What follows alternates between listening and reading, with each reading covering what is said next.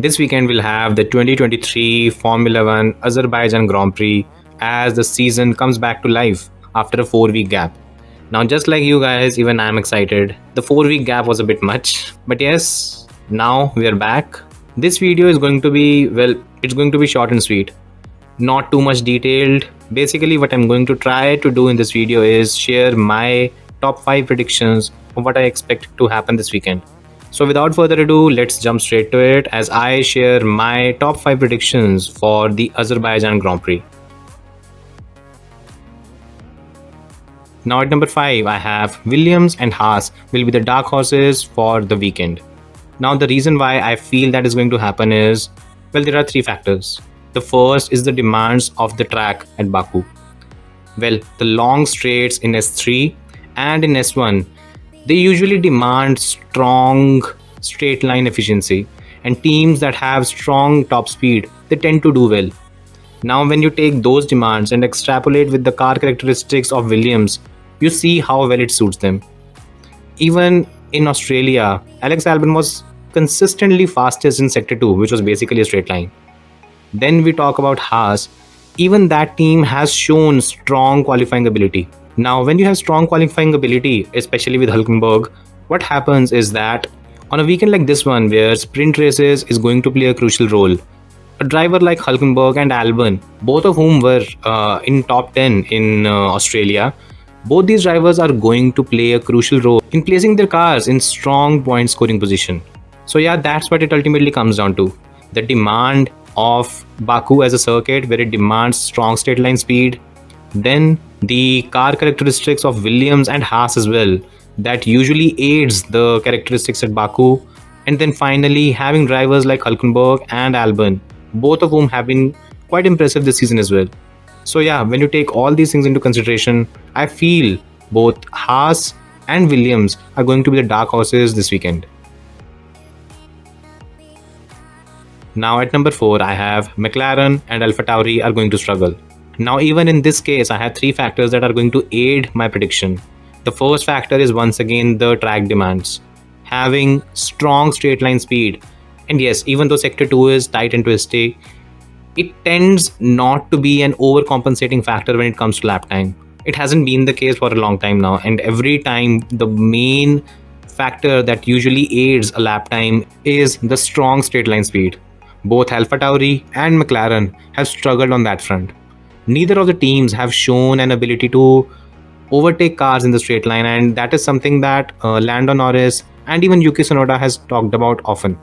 So yes, on a track like Baku, even though they are going to bring some upgrades, unless the upgrades are drastic enough that they completely change the car characteristics, it's going to be a tough hang for both McLaren and Alfa Tauri. So finally, to sum things up, the 3 factors that aid my prediction are: first, the track characteristics; second, both McLaren and Alfa Tauri struggling with top straight line speed; and third, the fact that the first batch of upgrades, they are not going to make a drastic change in car characteristics.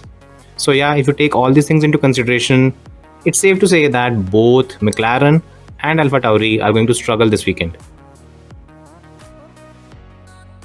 Now at number 3, I have Alpine is going to close the gap to the top 4 teams.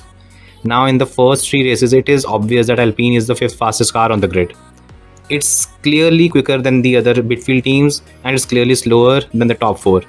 However, at Australia, what we saw was Pierre Gasly being very competitive in the group that had the Ferrari of Carlos Sainz, the Aston Martin of Lance Stroll. And even, yeah, there are quite a few suggestions that the DRS train helped Gasly to stay in touch with Sainz. To an extent, yes, that played a role. However, if we compare Gasly's time with the times that Esteban Ocon was able to do in free air, you can see that there's at max a 10th or 2 difference between the time that the 2 drivers were able to do. When you take that into consideration, it means Alpine was still in striking distance with both Ferrari and Aston Martin. Now when we look at the track record that Alpine has, it tends to produce a decent car at the start of the season and then continues to improve by bringing systematic upgrades on the car.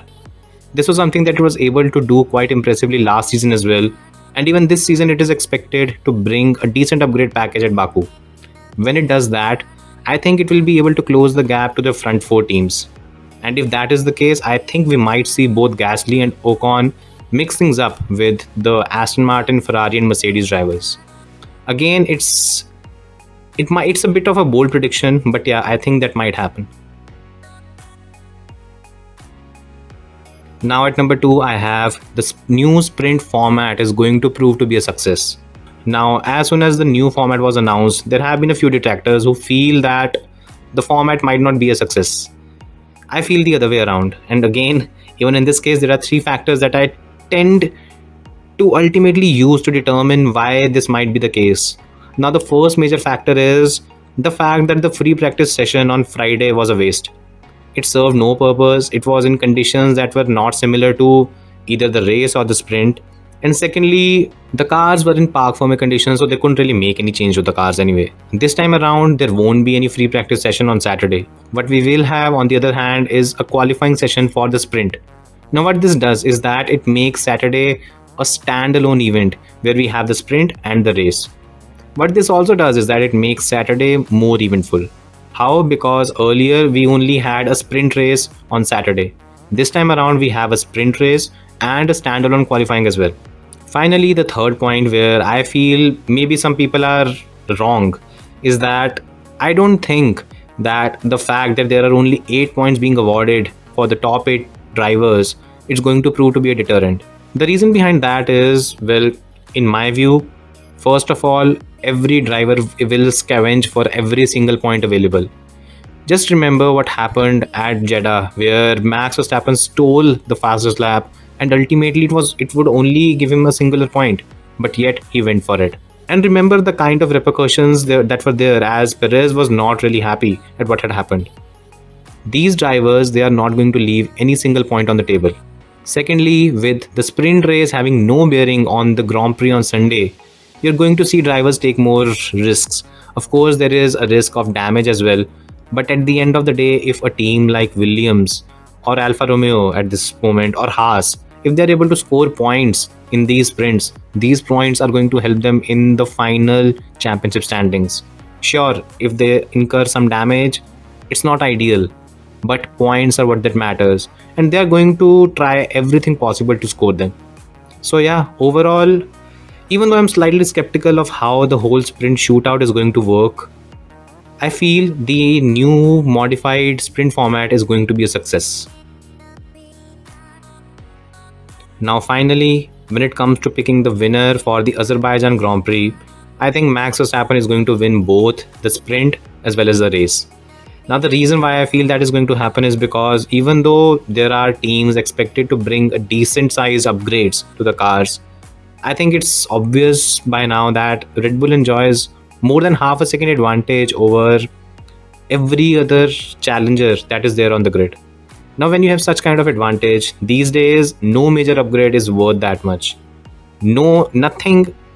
There is going to be nothing that either Ferrari, Aston Martin, or Mercedes, for that matter, brings that's going to be worth half second or a second. We don't live in those times. The maximum it could be a 3/10 or a 4/10 advantage that these cars could gain. And when we take those things into consideration, it's safe to say that Red Bull is still going to enjoy a certain level of lead in terms of performance over all its competitors. Next, when we talk about Max Verstappen, if his only challenge is Sergio Perez, then I don't think we have anything to worry if you are a Max Verstappen fan, because more often than not, Verstappen tends to beat Perez. Unless something freaky happens with Max Verstappen, just like it did in Jeddah, expect Max Verstappen to win both the sprint as well as the race. So yeah, these were my top 5 predictions for the Azerbaijan Grand Prix. Who do you think is going to win? Is it going to be Max Verstappen just like I did? Is it going to be someone else? And who do you think is going to close the gap to Red Bull? Is it going to be Mercedes, Ferrari, or Aston Martin? Do let me know in the comment section. And yeah, is the new sprint format going to be a success or a failure? Do let me know. Thanks for watching and see you next time.